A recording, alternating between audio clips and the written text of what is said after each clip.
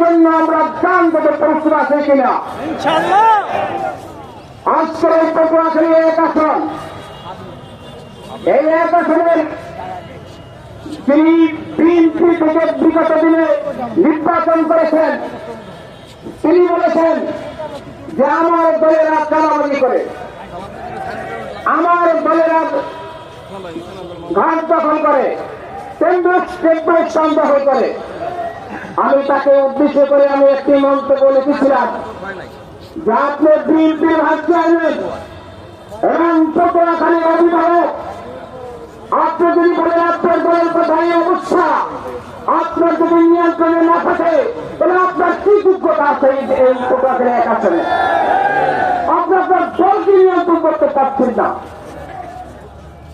সুতরাং আগামী দিনে ইনশাআল্লাহ আমি আমার সাহেবের দয় আপনাদের কাছে শপথ করতে পারি, আমার জান এবং মাল এই পটুয়াখালী এক আসনের জন্য ঘরে যাবো ইনশাআল্লাহ। এবং এই পটুয়াখালী মানুষকে প্রাণ মালের নিরাপত্তা দেওয়ার জন্য আমি আল্লাহর কাছে দোয়া চেয়েছি।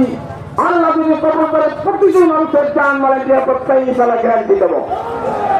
এবং এই পটুয়াখালীকে 5 বছরে 53 বছরে যা উন্নয়ন হয়নি তা খরচ করব। আপনারা প্রশ্ন করতে পারেন তা কি হবে? তা অন্য সময় বিশ্লেষণভাবে বুঝাবো।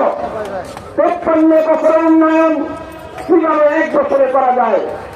সুতরাং এই পটুয়াখালীর মানুষের প্রাণ মালের নিরাপত্তা দেওয়া, এই পটুয়াখালীকে একটি ইসলামের আদর্শে সমাজ গঠন করা এবং এই পটুয়াখালীর উন্নয়ন এবং নিশ্চয় হবে যে এই পটুয়াখালীর মানুষ দেখবে যে ইসলাম ক্ষমতায় গেলে কি হয়। সুতরাং সর্বস্তরের মানুষকে আহ্বান করবো, আসুন আমরা মতামত ভুলে গিয়ে ইসলাম এবং দেশ মানবতার পক্ষে আগামী দিনে রায় দেব ইনশাআল্লাহ। এবং আমরা পিয়ার পদ্ধতির মাধ্যমে আমরা নির্বাচন চাই। এই পিয়ার পদ্ধতির আহ্বান রেখে বিস্তারিত আলোচনা করবেন আমাদের প্রধান মেহমান। সুতরাং আপনাদের কাছে দোয়া চেয়ে এখানে